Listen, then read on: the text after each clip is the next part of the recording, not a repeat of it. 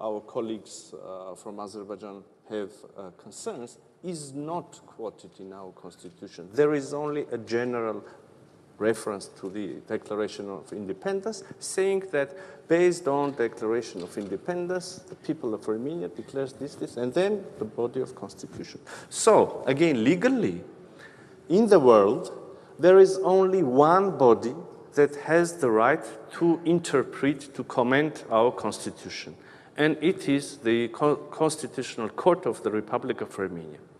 And last September, our Constitutional Court gave a conclusion regarding another document which was signed between Armenia and Azerbaijan, the regulation of joint works of respective border commissions on delimitation, basically. And in this regulation, it is mentioned that the delimitation is taking place on the basis of Almaty Declaration, which says the same, more or less the same sentence, that our borders are the same borders that existed between us as Soviet Socialist republics at the time of dissolution of Soviet Union. So once, last September, our Constitutional Court said, and it is a public document, that this principle, the principle of borders, which also means that we do not have territorial claims beyond that borders, this principle is fully complying to our constitution, and that's it. So now, if we sign this treaty, this again, within the process of ratification, this agreement will go to the Constitutional Court. If our Constitutional Court once again says that this document complies with our constitution, another proof that the issue is covered, addressed, there is no obstacle. If theoretically our Constitutional Court will say something else, that would be another situation. We will come back to you and we will discuss other possibilities. That's it. But again, you know, it's a matter of political will, it's a matter of orientation, it's a matter of focusing the subject on which we are focusing. Are we building peace? Are we going to use the opportunities, or are we going to close the process having the concerns? If we do have will to use the opportunities, we will find a way. By the way, and again, yeah, that's it. I'm sorry, Malka, I was a little bit longer This would be a great time to get Georgia's perspective now, because it does sound like we are at a bit of an impasse, even though a peace deal was agreed last month. Marko Bochorisvili, Georgia has expressed interest in playing a mediating role in the region. How can Georgia facilitate dialogue and cooperation among South Caucasus countries? And what specific initiatives or projects is Georgia promoting to enhance regional integration?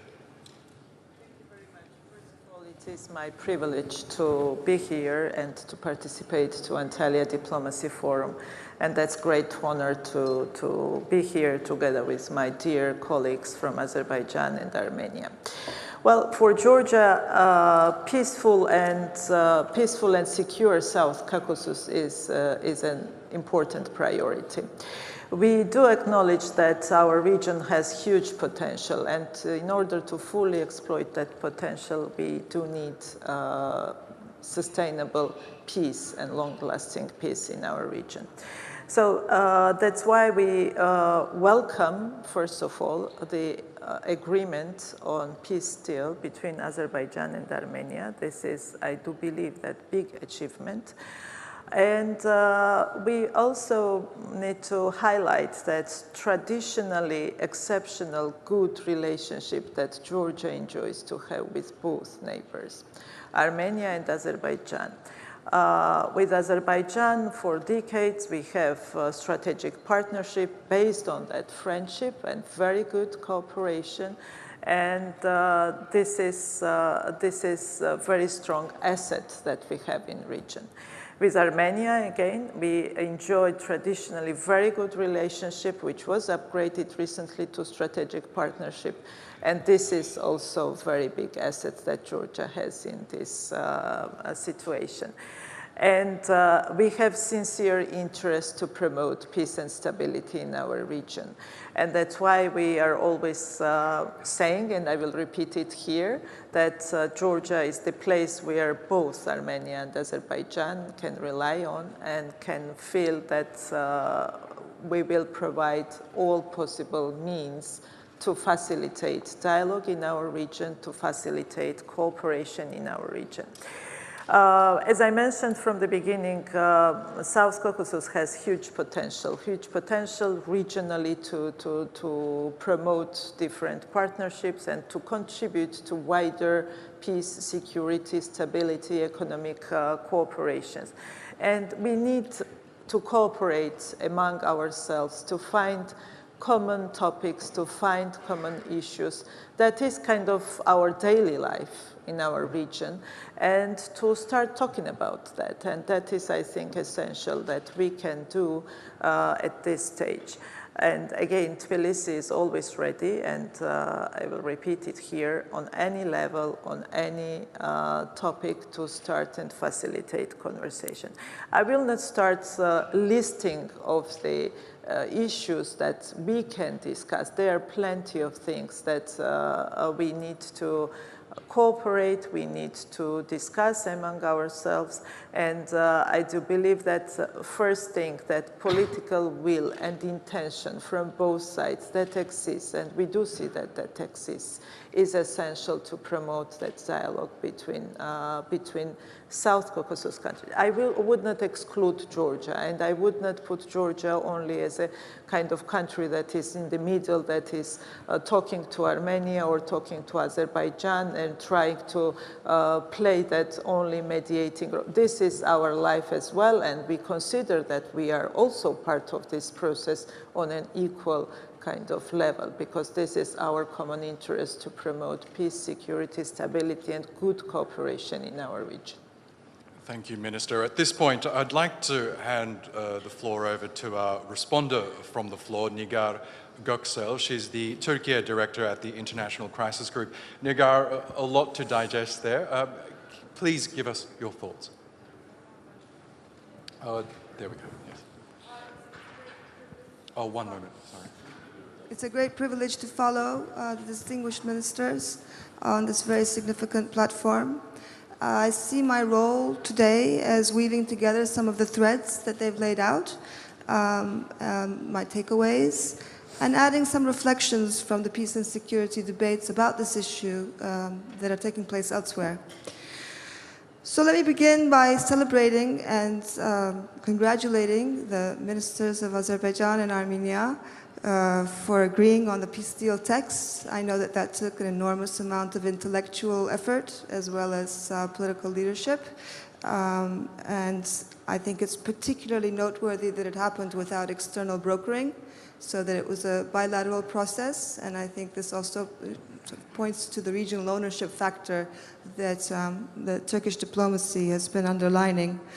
I'd also like to take note of Azerbaijan's long-time investment into proactively pursuing the connectivity projects in the region, starting from Baku-Ceyhan and now evolving into the Middle Corridor. Frankly, I think Baku gets little acknowledgement from the actors that are benefiting from its focus on this for a long time. I think the prevailing rationale today is that folding Armenia into this web of infrastructure and opportunity can create some immunity, not only for Armenia, but for all of us, in terms of guarding against the potential spoilers of regional stability.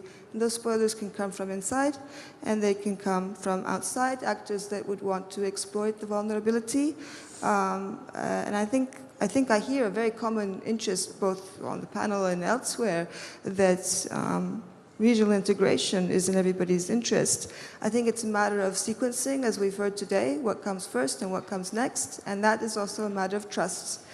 But before I go a little bit deeper into that, I'd like to say a few words about the geostrategic context, because that hasn't been mentioned much, and I think it is actually one of the dimensions that adds the time sensitivity to this process being concluded. We don't know how the US-Russia alignment is going to evolve. We don't know how the Israel-Iran showdown is going to play out. We see Europe is trying to adapt to a new geopolitical landscape and is exploring ways to converge with Turkey, but we don't know how that's going to play out either. So I think there's a sense that the Caucasus region is going to feel the winds of these unpredictable changes, and we should be prepared for that by already having consolidated amongst ourselves as the Caucasus and its neighbors. Now to pass on to the more sensitive topics that have been discussed. I'm aware that Baku doesn't trust that enough Armenians have given up on reclaiming Karabakh unless they change the reference to this in their constitution or declaration of independence that's in the constitution. And I also see that many Armenians don't trust that such a change will be reciprocated with concrete gains. I think that Armenia is feeling vulnerable economically and security-wise, and the more it seeks support from the West because of this, the more it deepens Baku's distrust. So there's a sense of a vicious cycle that we're facing.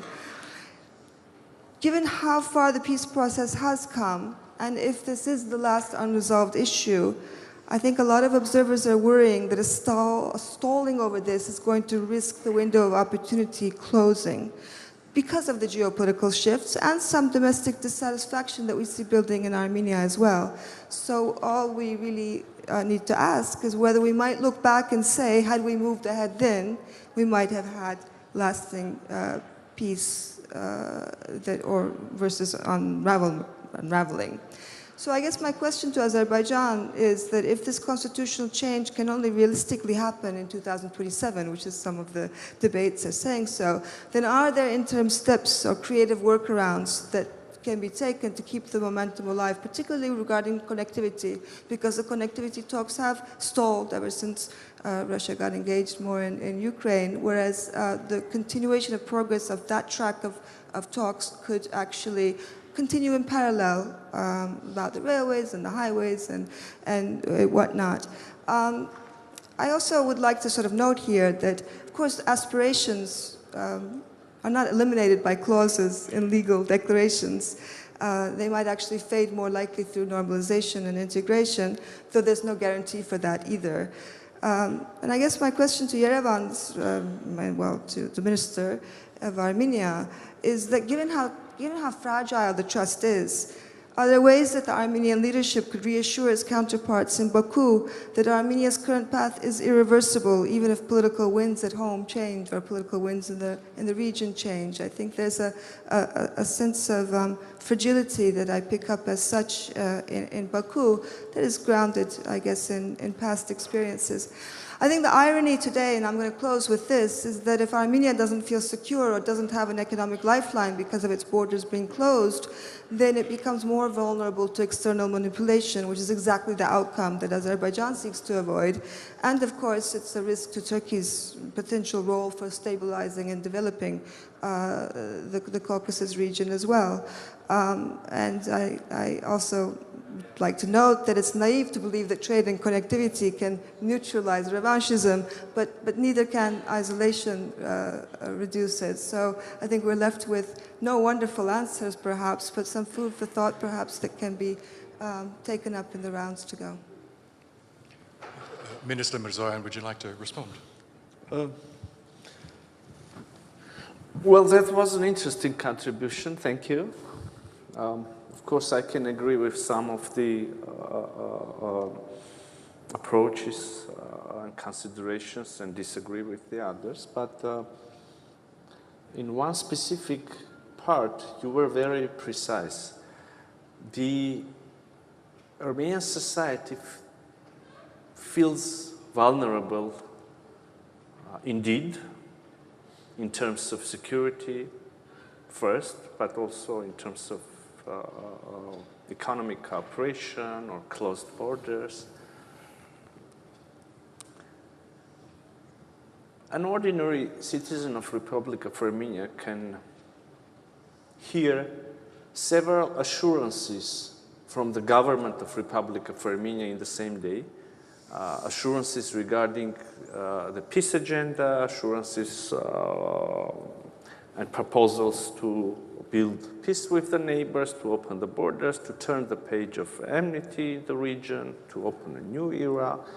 And we all remember that there are still very sensitive issues. The wounds are very fresh, and it's difficult to speak about possible cooperation. But an ordinary citizen of Republic of Armenia can hear or watch in his, her newsfeed, in his, her daily life, many assurances about this.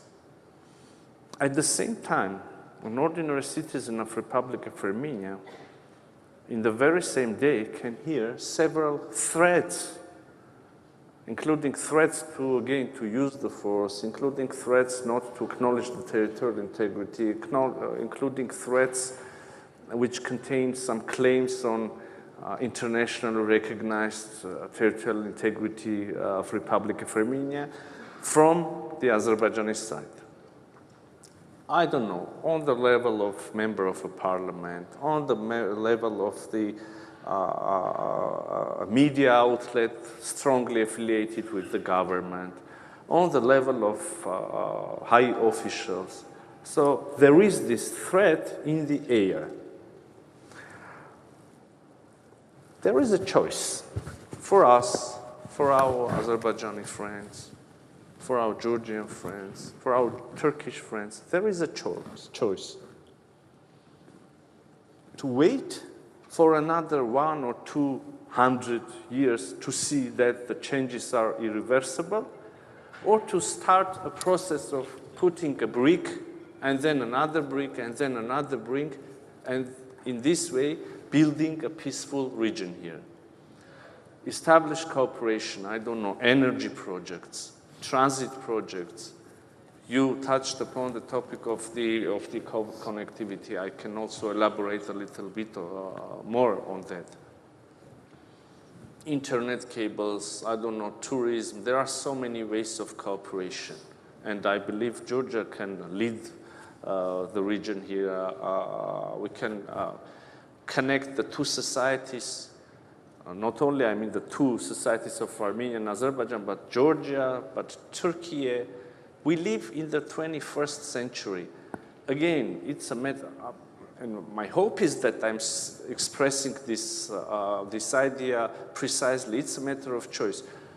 You can wait for another 200 years, or you can start putting bricks and building a solid wall. We choose cooperation. But we cannot cooperate with ourselves. There should be another neighbor on the other side willing to cooperate with us as well. For instance, not to sound too, I don't know, idealistic and avoiding concrete details. I will bring an example. We just made a proposal to Azerbaijan regarding connectivity, according to which they gain access to our railway infrastructure. We gain access to their regional railway infrastructure. We understand that there is 45 kilometers in the south of Armenia, which is possibly, obviously, the shortest way to connect two parts of Azerbaijan. And we suggested to use, I don't know, modern technologies there, electronic scanners, which will allow us to avoid physical check of the goods, of the cargo, to use electronic declarations which can be sent, information which could be exchanged between respective agencies, again, allowing us to have this transit at its maximum possible speed, etc., etc. We made a very concrete proposal, no positive answer. Probably they have their grounded concerns, I don't know, but it's a matter of choice. Thank you. Okay. I'll ask Minister Bayramov to respond to that. Any response to what this minister has said? Absolutely. First of all, thank you for your analysis. And then you raised the topic and the issue of connectivity, what can be done at this stage. And I can confirm that this is the long standing position and the elements of the foreign policy of Azerbaijan is the best way to promote the security and well-being. This is good relations with your neighbors. and of course, economic integration. I mean, from this perspective, not only transport connectivity, transit, but also energy project, electricity cables, etc. So this is something which makes you interdependent in a good sense with your neighboring countries. And this is not only, let's say, the policy as a whole. This is something which has been successfully implemented by Azerbaijan with all neighboring countries. When we talk about East-West Middle Corridor, what, for instance, Azerbaijan, Georgia, together with Turkey did, this is not something which changed the region. This is not something which was very positive for the well-being of our people and societies. This is something which changed the whole map of the region, the major oil, gas, pipeline, east-west transportation corridor. The most recent example, this is of course implementation of Southern Gas Corridor.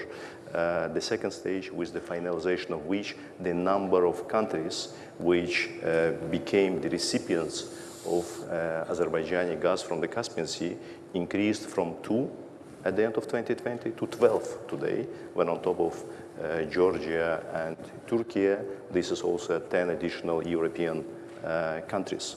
At the same time, we are quite actively expanding the north-south corridor, also with participation of Russian Federation and Iran. For all those years, due to the policy of Armenia, Armenia was out from all these projects, because I think one cannot imagine that when you have this type of conflict and occupation of your territory, you will be in a, let's say, economic engagement with the country. And of course, from the recent developments, and that's why at the beginning I said that the new opportunities finally raise with the end of the armed conflict between Armenia and Azerbaijan. But we sincerely believe that the process should be finalized in a proper way. So this is something which has the real ground, which has the legal value, and which is irreversible. My colleague mentioned, and when you hear Minister Mիրզոյան, this is really very nice statements, and we hear many, let's say, nice statements. Minister Mիրզոյան made a reference to the recent decision of the Constitutional Court of the Republic of Armenia, and Minister Mիրզոյան in his statements several times said a reference to several hundred years ago. I will not be making reference to the several hundred years. I will make several references to something which happened only after November 2020, which is the end of the Second Karabakh War. Mr. Mիրզոյան did not mention that when we talk about the importance and seriousness of this territorial claim in the Armenian constitution, this is not something hypothetical. Based on this narrative, after November 2020, between the Republic of Armenia and the Republic of Azerbaijan, there are many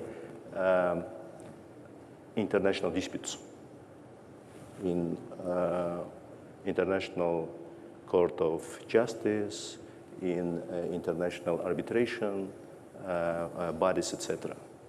There are a bunch of documents very recently, in 2021, in 2022, in 2024, the Republic of Armenia continues to submit the document which, based on the same narrative which exists in the Armenian constitution, put under question territorial integrity and sovereignty of Azerbaijan. So this is the recent document.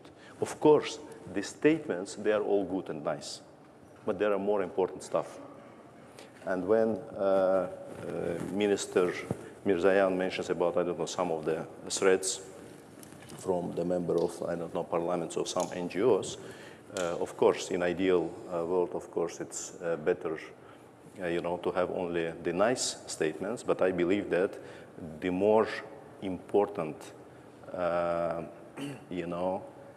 position representing the state should be taken into account and should be eliminated if we seriously talk about the finalization of this process, coming to the logical end.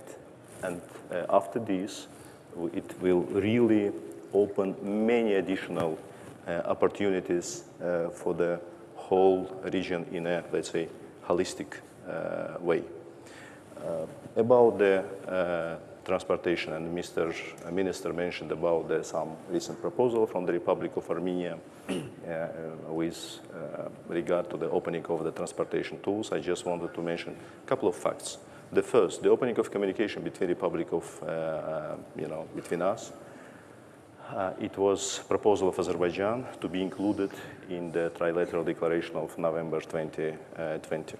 There is general statement about opening of communication between two countries, and there's a very specific reference about the unimpeded access from the western borders of Azerbaijan with its Nakhchivan Autonomous Republic. So because in Azerbaijan we have a unique situation, and the unique situation is that we have two parts of the country which are, separated from each other. And there are all around 40 kilometers of the, let's say, territory of Armenia. This railroad existed back in Soviet time. This railroad, by the way, back in Soviet time, was the part of the Azerbaijani Republic railroad system because it was, the very short part which was, managed by the Azerbaijani railroad system. During the negotiations in January 2021, until the active phase was until 2023, then there was some gap in the negotiations. We did many, let's say, proposals in order to resolve this situation. We agreed to separate highway part from the railroad in order to, let's say, to put on the second stage the more, let's say, complicated part for the Republic of Armenia. But notwithstanding, every time we saw some of the proposals which, from our perspective, and based on the previous agreement which we have in 2020, put under question, let's say, the reliability and stability of this. We do not want to be in the situation when we agree about something, and in 1-2 year period of time, due to some, changes in Armenian legislation, due to some, changes in Armenian power, we will face the same situation which we faced, 30 years ago when the conflict started, and, Nakhchivan Autonomous Republic become a hostage of this situation. That's why, so when we talk about from Azerbaijan to Azerbaijan, for us this is absolutely crucial, that this is unimpeded access, with all the necessary guarantees that this situation is irreversible and it does not depend on the, political or legal changes in Armenia. Thank you, Minister, and thank you, Nigar Göksel, for that. We are running out of time, but I would like to get one last perspective from Minister Bochorishvili. The issue of shifting global alliances was mentioned. That is evident in the South Caucasus. We're seeing the West retreat somewhat from trying to influence affairs in the South Caucasus. We know the 3+3 dialogue being spearheaded by Russia and Turkey has been looking to fill that void. This is the dialogue involving the countries on the stage here as well as the biggest neighbors of Iran, Turkey and Russia. Under the previous administration in Georgia, they had refused to become involved in the 3+3. Might you reconsider that stance and joining? I would refer to that format 3+2 because Georgia is not part of that format, but it is that's always referred as 3+3. Georgia is not part of this format, and we cooperate with all the neighbors except of Russia, and it has reason because Georgia's two regions remain occupied by Russian Federation, and we still have unaccepted military presence on these two regions from Russian Federation. So this is the reason where we cannot and we are not considering to be part of this format. We have only one format with Russian Federation. This is Geneva International Discussions, where Georgia and Russia are talking to each other over the conflict, and there are United States, United Nations, OSCE, European Union represented in that format, and this is a very valuable format for us that allows us to discuss conflict-related issues. Otherwise, when we talk about region and regional cooperation, we have excellent cooperation with our other neighbors, with Armenia, with Azerbaijan, with Turkey, and we have excellent examples of that good cooperation. With Turkey, with Azerbaijan, we have implemented a number of important projects throughout decades that are very important for a small region, but they are also very important for wider region. And when we're talking about kind of diversity also in the region, we have plenty of opportunities in that diversity. Like Georgia, Armenia, Azerbaijan, maybe we are different in many terms, but we have to find, especially when it comes, for example, foreign policy priorities. For decades, Georgia is pursuing a European integration path. We want to be part of the European Union. That allowed Georgia to bring into Georgian legislation more European standards and align more with European economic area. That is also an asset that could be beneficial for whole region. And we are ready for cooperation with our neighbors in that terms as well, and to contribute to more regional cooperation and regional projects. But this is not the format of 3+3. It's good to get that clarification. I'm afraid that does bring us to the end of this discussion. Can we please thank our distinguished guests, Ararat Mirzoyan, the Minister of Foreign Affairs from Armenia, Ceyhun Bayramov, the Minister of Foreign Affairs for Azerbaijan, and Marko Botorishvili, the Minister of Foreign Affairs for Georgia. Thank you so much, and thank you to all of you.